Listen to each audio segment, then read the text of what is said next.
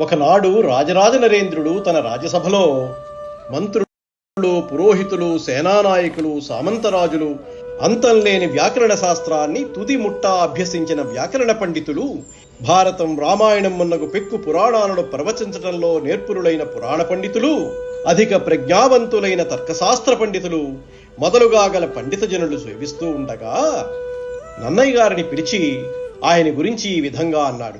తన కుల బ్రాహ్మణున్ అనురక్తున్ అవిరళ జపహోమ తత్పరు విపుల శబ్ద శాసనో సంహితాభ్యాసు బ్రహ్మాండాది నానా పురాణ విజ్ఞాన నిరతున్ పాత్రున్ ఆపస్తంభ సూత్రు ముద్గల గోత్రజాతు సద్వినుతావదాత చరితు లోకజ్ఞున్ ఉభయ భాషా కావ్యరచనాభిశోభితు సత్ప్రతిభాభియోగ్యు నిత్య సత్యవచను మత్యమరాధిపాచార్యు సుజను నన్నపార్యుంచూచి పరమధర్మ విదుడు వర చళుక్యాన్వయాభరణుడు ఇట్లనియే కరుణతోడా.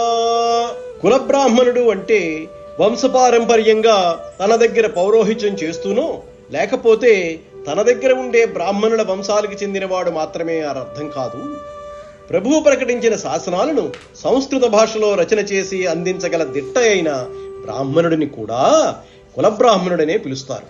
అటువంటి కులబ్రాహ్మణుడు తనయందు ప్రీతి కలవాడు, నిరంతరం జపహోమాలు చేయటంలో ఆసక్తి కలవాడు, విస్తృతంగా విశదంగా శబ్దాల స్వరూపాన్ని నిర్ధారణ చేసేవాడు, వేదమంత్ర భాగాన్ని అధ్యయనం చేసినవాడు, బ్రహ్మాండ పురాణం మొదలుకొని అనేక పురాణాలలో విజ్ఞానం పట్ల ఆసక్తి కలవాడు, అర్హుడు, ఆపస్తంభ సూత్రుడు, ముద్గల ముని గోత్రంలో పుట్టినవాడు, సుజనుల చేత పండితుల చేత స్తుతింపబడిన నిర్మలమైన శీలం కలవాడు, లోకజ్ఞత కలవాడు, ఎప్పుడూ సత్యమే పలికేవాడు, బుద్ధిలో బృహస్పతి వంటివాడు, సజ్జనుడు అయిన నన్నయ్య భట్టును చూచి పరమధర్మవేత్త, శ్రేష్టమైన చాళుక్య వంశానికి అలంకారమైన వాడు అయిన రాజరాజ నరేంద్రుడు దయతో ఈ విధంగా పలికాడు.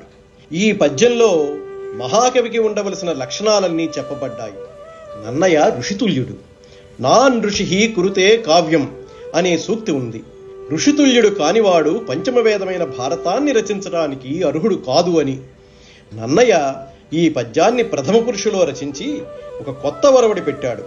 ఇది అతని వినయగుణాన్ని వ్యక్తీకరిస్తుంది. ఆంధ్ర మహాభారతంలో నన్నయ్య యొక్క గుణగణాలను విశదంగా విశదీకరించినటువంటి పద్యం ఇదే.